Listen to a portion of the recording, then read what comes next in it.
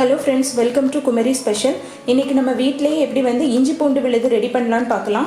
வீடியோக்குள்ளே போகிறதுக்கு முன்னாடி இதுவரை நம்ம சேனலை சப்ஸ்கிரைப் பண்ணாதவங்க மறக்காமல் சப்ஸ்கிரைப் பண்ணிடுங்க. மேலும் லேட்டஸ்ட் நோட்டிஃபிகேஷன்ஸுக்கு பக்கத்தில் உள்ள பெல் ஐக்கான் பட்டனையும் கிளிக் பண்ணிடுங்க. வாங்க எப்படி ரொம்ப ஈஸியாக இஞ்சி பூண்டு விழுது வீட்டிலேயே தயாரிக்கலான்னு பார்க்கலாம்.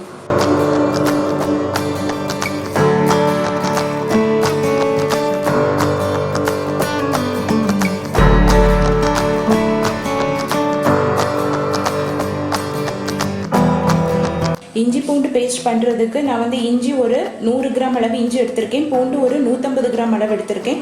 என்றைக்கும் வந்து பூண்டு வந்து இஞ்சியை விட கொஞ்சம் அளவு அதிகமாக எடுங்க.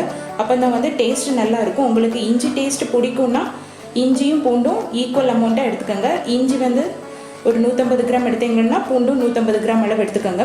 இப்போ இந்த ரெண்டையும் வந்து நல்லா தோல்லாம் நீக்கிட்டு நல்லா கழுவி ஒரு 10 நிமிஷமாவது ஃபேனில் வச்சு நல்லா ட்ரை பண்ணி எடுத்துருங்க. இப்போ இதை வந்து மிக்சி ஜாரில் போட்டு நல்லா அரைச்சி எடுத்துடலாம். ஃபஸ்ட்டு இஞ்சியை வந்து பிளெண்ட் பண்ணி எடுத்துடலாம். அதுக்கு வந்து கட் பண்ண இஞ்சியை வந்து இந்த மிக்சி ஜாரில் போடலாம்.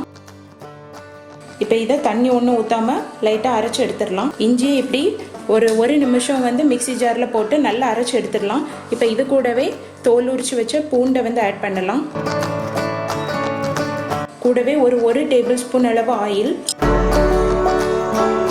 அப்புறம் 1/4 டீஸ்பூனை விட கம்மியான அளவு கொஞ்சமாக உப்பு போடலாம்.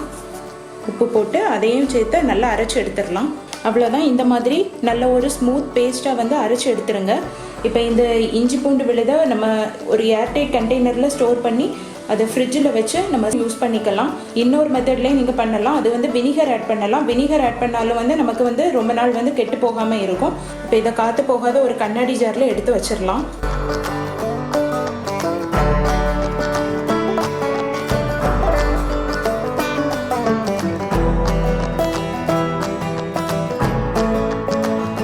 இதுக்கு மேலே ஒரு 1/2 டேபிள் ஸ்பூன் அளவு ஆயில் ஊற்றிடலாம்.